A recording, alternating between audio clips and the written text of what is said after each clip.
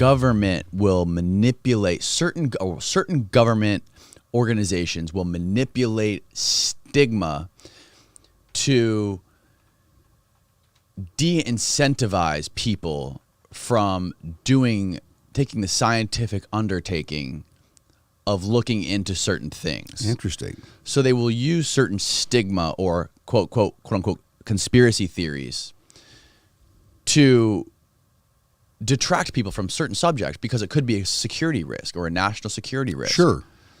Again, if you think about, just real quick, when they talked about these Bigfoots have the ability to cloak themselves, I mean, can you imagine a combat team that was able to cloak themselves running into Right. a conflict? I mean, the havoc they could create and problems they could cause would be endless. I mean, there's nothing you could really even do about it. Right. So yeah, when you start to look at that bigger picture, that's what, again, when I saw this whole thing, like Bigfoot with in the scientific communities involved with this, and the federal government, even in this exhibition Bigfoot, one of the interesting things is, as they're out there looking for this, and they're in a this is in upstate California, Northern California, and they find these some sort of a covered manhole that's locked down that takes them underground, and there's all this evidence that points to the federal government back in the late 50s, early 60s that were studying these phenomena with Bigfoot, and they were actually out there in these facilities, and they find these things in the middle of nowhere, but they can't get into it. They're afraid to start digging into them and tear the top off, not understand what they're getting into. But there's definitely these federal facilities that are out there that are underground and that are or were looking at this phenomena as a real event across the board. So even when you look at like if you look at Bigelow, his claim to fame was really on NIDS. NIDS was the National Institute of Discover and Science, and they were able to take a serious look, again, trying to use the scientific approach to figure out what was really going on Skinwalker Ranch. And I'm sure they're aware of things. When Bigelow left, he didn't say, hey, this is what we found. This is what he just literally sold the ranch, walked away. And I don't think why they haven't met yet, Bigelow and Fugel, to do a comparison of notes. They're going, hey, what did you guys find versus where we're at now trying to find. And the scientific approach is so much differently now with Travis Taylor, who's the physicist and PhD, really trying to figure out the communication side of this whole thing. So the 1.6 gigahertz became a question. This phenomenon that was happening over which they refer to as the triangle is a big question mark. What is going on a mile above this? And why can't they because every time we get ready to do an experiment there, something goes wrong. The equipment stops working, and he goes, and these guys that are out here doing this are saying, hey, we've never had problems with our equipment before. Batteries are going dead. They brought a huge tractor out there to dig an area. This was a monster tractor. They put a brand new, like a car battery inside this vehicle. It was a big diesel unit. And within 10 minutes, the battery had died, and the vehicle was no longer, obviously couldn't run because of that fact. So again, Skinwalker Ranch, just question mark after question mark after question mark as to really what's going on. And so I look at this from a perspective of Fugel, really just wanting to find out at the end of the day, what is this really all about? I don't know. I mean, if they came out tomorrow and said, hey, listen, there's a spaceship that's been buried here. It's been a base for, years and years and years. I don't know what that does for us across the board. Does it help benefit mankind? I mean, are we going to, have free power now because of it? And I think that's the big question as well. Why are they looking for these? What's the end game? What do we plan on? I mean, if we found out tomorrow, hey, yep, the aliens have been coming here.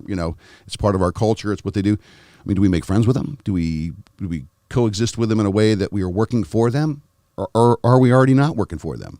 If you were running the United States, if you were head of the CIA, and you knew that aliens were visiting us, what would you want the citizens of the country and the world to think? Well, you know what? How would you try to disguise it? Would you want the people to know?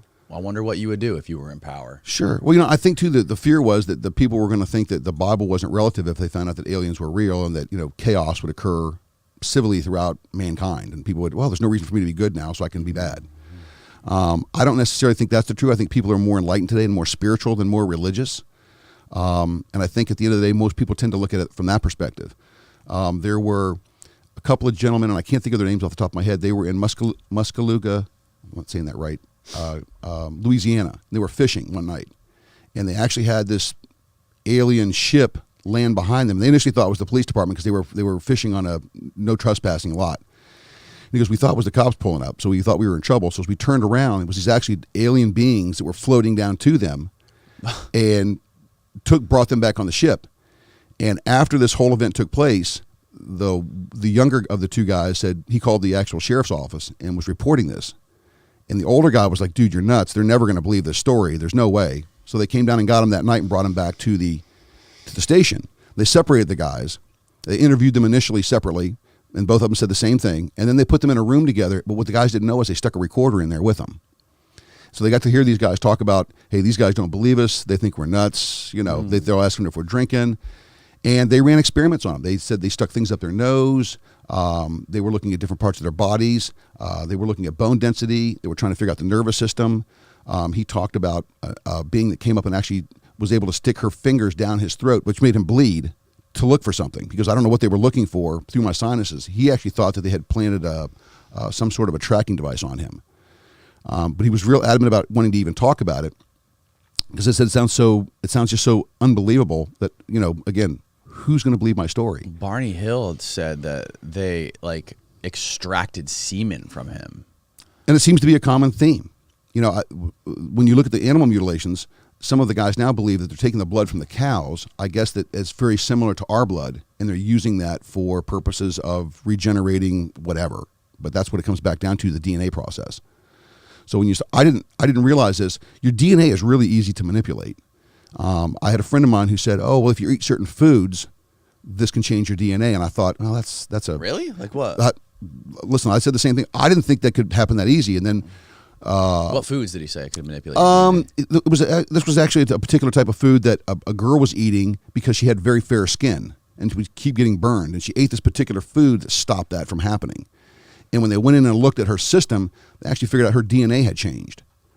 So I thought that was a joke initially. I thought, like, no, listen, man, it takes some sort of a scientific process to make your DNA change, not just a simple eating habits change.